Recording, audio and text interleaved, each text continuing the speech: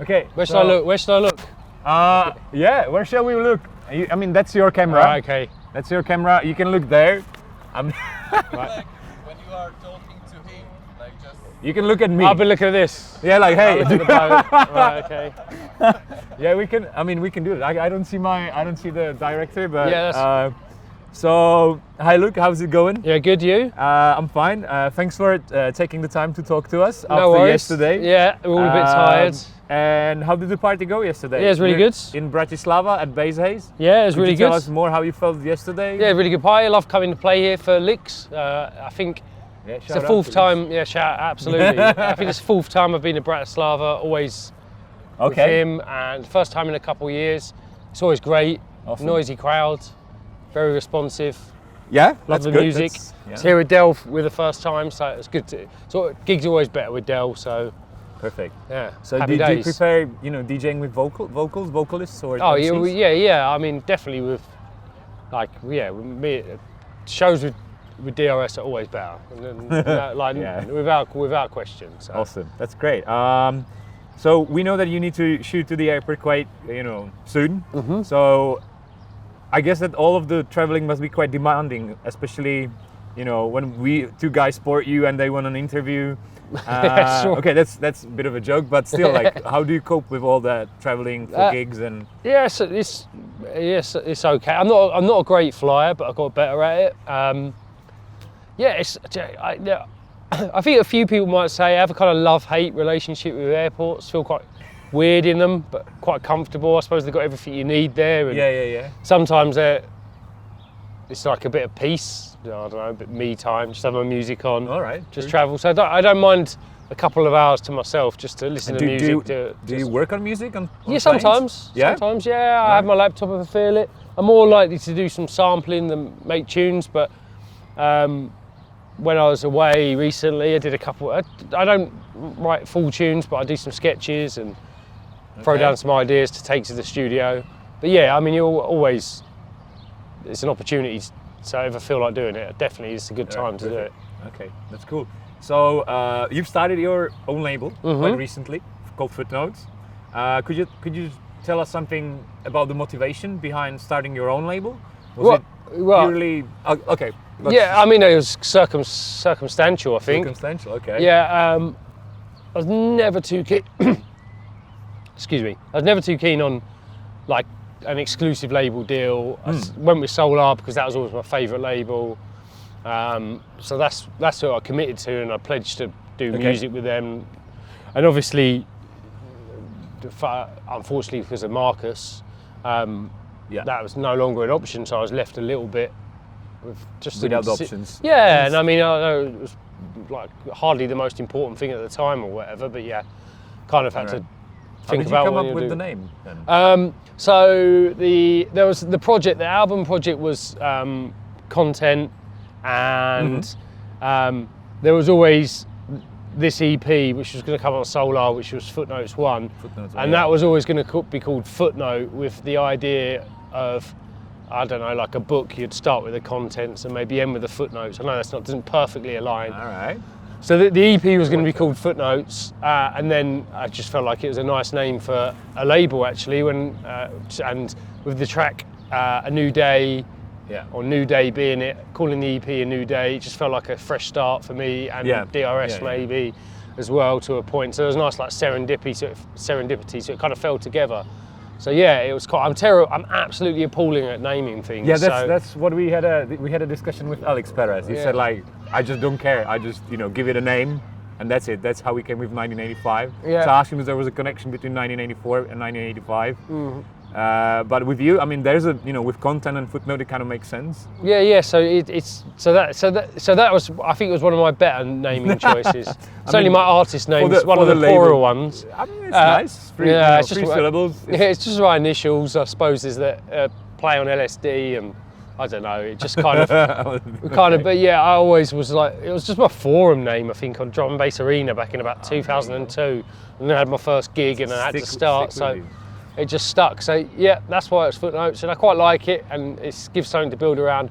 And also, like someone once told me, it was Footnotes would be like be like a footnote to the scene, and it would maybe undersell it, and said that I was underplaying it. But I always felt that was quite nice. I quite like to be understated. I don't ever proclaim to be, well, I don't know, changing the world or anything, because we're not. We're just making tunes. Making so I'm quite tunes. happy that it's Yeah, just yeah. like, you know, footnote. It's just a footnote to music Awesome. or whatever. So do you or are you planning on releasing some other artists apart? yeah, from so I'm yourself? doing an Nile EP at the moment, which we're trying to finish off. All right. And like, yes, the thing is, there's a lot of good labels. There's like, as you say, 1985, the North Quarter. There's a kind of wave of independent labels that have come off the back of people coming out of exclusive deals, and Yeah. it's no point fighting all over the same artists and trying to do what these guys do. I mean, I'm never gonna match the organisation of Taya Lensman, because he's just on it. So like, what's the point in fighting? But if there's good music that's around and they want to pull it out of me, I absolutely support it. The better for the listeners as well. Yeah, and no, for the fans. I never want to force anything. Everything just be organic. If it happens, it happens. If it don't, it don't. There'll be the reason for that will be the music that's available or on offer or whatever. So Are you still planning on, releasing it on vinyl? yeah. I mean, it's weird. I like vinyl. I'm actually gonna get my decks out properly again.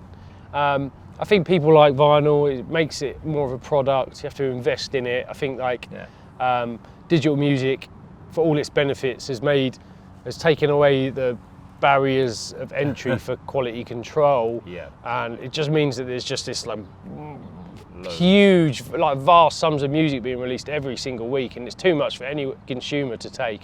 Too much as a listener. I mean, if I sat down and listened through the promos I got every week, one by one, back to back, it would take my entire week. And so I think that just having a bit of vinyl may just help people understand how someone's at least invested in it. Now we've got 4 tracks on vinyls as well. It kind of helps. Yeah, and I think, I don't know, I like the idea of 12s, 45 RPM 12s, so people can DJ it. But you just can't, you're balancing that with what people want. People would rather buy a product. I think a lot of people don't actually play the vinyl when they buy it. I still do. Yeah, I mean, I've got all the footnotes. And, oh, great, thank you. and your album right there, but it's... I mean, I heard a story, and I'm not gonna tell you the label, I'm not gonna tell you the artist, but someone told me that they pressed a tune, they pressed 500 of this vinyl. Yeah. And it's the same on both sides. They pressed the A side, both sides. And they've had 2 complaints. Sold 500, had 2 complaints. So I'm not, So it's a nice collector's item. So people have just bought it to stick on their wall, and to just use the digital, and I just thought it was quite.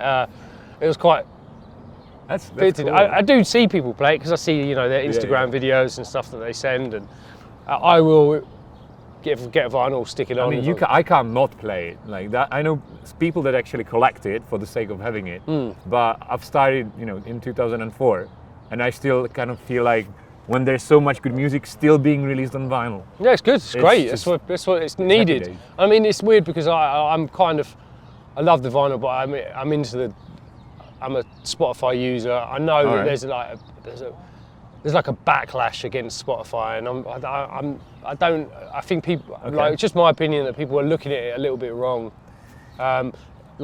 What's the right angle then? Well, no, there's not a right. That's the wrong. It's the same, not Yeah, right sorry, angle, but it's see. not like what Spotify's not there to necessarily replace the consumer that buys music. It was there as an answer to like the Pirate Bay and the D&B share, and people that didn't want to pay for music, or the people that are going to YouTube, or people that they didn't. For whatever reason, and I don't agree with it, but people don't place value on music, or some people don't want to spend. They'd rather spend £4 on a latte than £4 on a digital release. That's a changing culture. It's kind of sad, but yeah, it's really right, sad. It's really sad. Right, that's a change of culture that me, you, or anyone that we can't fight that on our own, and we have to understand that with. The market's moved that way, and perhaps because the music industry as a whole didn't adapt to digital music like it should have done 20 years ago, and tried to fight against it. So now Spotify's created this platform which people, if you obsess about how much you get paid per play, it will drive you crazy, and you see it driving people crazy. I get 0.007 cents a play. But that's not what it's about. It's a platform where people that otherwise wouldn't listen to your music, or might just get it from YouTube. They consume it differently as well, and so you're perhaps earning a little bit of money from not really necessarily your fans or sometimes your fans, and you still got the people that you should support that buy their music and support you. But there's this thing, it's almost, to me, it's more like radio than a shop. Like people would consume radio, but they can customise their radio and you get a little bit of a royalty. Very cool way, I would say. And I think there's no point getting beat up by the system and getting frustrated by it. Just try and make the best you can out of it. Okay, so you've been DJing with DRS tonight, or I mean last night. You released a couple of Space Age mixes. Yeah. Are you planning on recording another one? Well, I mean, I think the onus is more on DRS because he writes like an hour's worth of material for it. I just play some tunes. So it's easy for me. I mean, I could do them every day. No, but we take a bit of time, and what happens is we play our shows. I do mixes, I play tunes, and I hear what he's doing, and then over a few months you start to get a sense of what he's enjoying. So you put together a mix and give him a little bit of time to write to it, and then we pull it all together. Do you guys record it together? Or No. So I do my bit, he'll do his bit, he'll send it back to me, and then I'll just spread it out. Yeah, it would just get all the. Well, actually, he does a lot of the levels. Just get the levels consistent. Awesome. Things like that. So. So I had. I can't not ask about your relationship with vocalists, obviously. Do you prefer working with female or male artists? There's no preference. No preference. All right. I think naturally a lot of the music that I listen to lent itself to like female sample kind of ad-lib vocals, like the old school jungle. Yeah. Like Bookham would use a lot of them, and but yeah, I kind of like male vocals in drum and bass. Yeah, I think it kind of works, you know. I mean, recently you got Dance Tizo, DRS. There's a bunch of vocals. I mean, it was good that Dell's kind of finding his voice singing as well as MCing. I mean, it's just, I couldn't make it gender specific. It's just like great. Yeah, that's awesome. It's just whatever's a good vocal. I try and ping some things around, but then I'm also like, I don't necessarily like the concept of here's a track, do a vocal, come back. Like I prefer more of an organic writing process where you might I'd start with a little idea that I'd maybe send to Dale, he'd come back with something, then I'd write a bit more around it. So you build a track, whereas you get quite a lot of offers where, not offers, but people say, oh, can you do me a tune? And it's more of a case of you look through your library and think, oh, I'm not really sure on that one here. Can you make it better with a vocal? And I don't know. I think producers kind of undervalue vocalists sometimes and think they kind of expect them to make the tune for them. Whereas I'd like it just generally to be more collaborative and more writing. It's not always easy, but that's how me and Del are going to write in the future. Is make it so it's more of a joint thing, not just here's a producer's track, here's a vocal. Or do they work? No. Yes. So just try and think of it more as music writing, I suppose. All right. So. With the music writing, you're building your own studio in your backyard? Yeah, I had one. I moved house a year ago. I had one in my house before, which was just like a concrete monstrosity room in a room. It was not. It was fun for me. I wrote my album in there. It was really soundproof, so I could just be as loud as I want. Right, that's good. At the end of my garden. But I've moved more. I've got a kid. Moved more to a family home. So it's more like a. Got to build one that's probably a bit more presentable. All right. Okay. Yeah. But yeah, we're getting some. So like, I'm kind of trying to design it, trying to work within budget constraints and stuff. But yeah, I find it really important to have a space that's separate from my house. Okay. But at the end of the garden, so I can pop back in. I can't really work in it at home because it's just too many distractions. If I'm at the end of the garden, I've got the benefit of just. So that's what I like. So you had a girl, right? And yeah, a little girl. Another girl. Yeah, got another girl on the way. So crazy times. Yeah. So yeah, I was gonna ask like how is it like with all the family growing up? You're making your own studio. Are you playing some music like Lensman did with Bobby, like for your kids? I don't. Did he plan it for his kids? I'm not sure. It's kind of like I read the whole story about it. Is that kind of the birth changed his life, and it's kind of a reminiscence of his family, and it's supposed to be. Yeah, I think he did. Yeah, I think I did read something about that actually. Yeah, I don't. Do you think that the birth of your children is going to influence your music somehow? Let's put it differently. It's got a bit more sadder. You think so? Recently, yeah. but my outlook hasn't, so it might have the opposite effects. Maybe I'm a lot it's kind of like a you're lot happy happier in your life, so I you need kind to of, have the counterbalance. Yeah. I need to be miserable in the studio. So, Let's get ready for some sad LSB tunes. well, that's just what good music is to me. I don't know. That's just what I like. That's what I don't know if it's sad. I love it. don't I'm not know, saying, it's like- okay, I know it's what a, you mean. It's a happiness for Melancholic. Yeah, but Yeah, there you go. I find a happiness in that. So, I mean, yeah, you can find happiness in melancholy. exactly. I agree. So what kind of music do you listen to at home? Really broad spectrum. I just Do say you what I've listen been to- listening to recently. Like Yeah. what I listened to on the way out. I listened to Interpol's, a couple of Interpol albums, All like right. an American post-punk band from 2000-ish, All right. maybe 10 years. That's probably a bit older than that. What else was I listening to? What about some harder style of drum and bass? Do you listen to neurofunk or? Like when I'm out, I wouldn't pull it on at home. To be honest with you, neurofunk to or me, tech step or any tech harder step drum was and very bass? interesting to me. Like when it was more organic. Like what I've been hearing the last couple of years, it's not for me. I think it's probably an age thing. Have you heard the new Ulterior Motive EP? They sent it to me, and sorry, Ulterior Motive, I haven't checked it yet. Yeah. But I like their stuff. You better shoot. I think it's but great. I wouldn't like that. It sounds That's amazing. I say that like that to me is like some good neurofunk, and I think DLR and stuff. He's got still keeps that old ethos of what I liked. I was going out maybe a year, or when I'd played 2 years ago or a year ago, particularly in like, Czech Republic and stuff. And it gets we kind of like and it. it was just like hardly. every 16 bars something was changing, and I was just I think maybe it's just Sorry. just an age thing. I think like Yeah. yeah. Do you mind like the fact that drum and bass has spread so much that there's so many subgenres now? I mean, it's like it. Is it a good thing?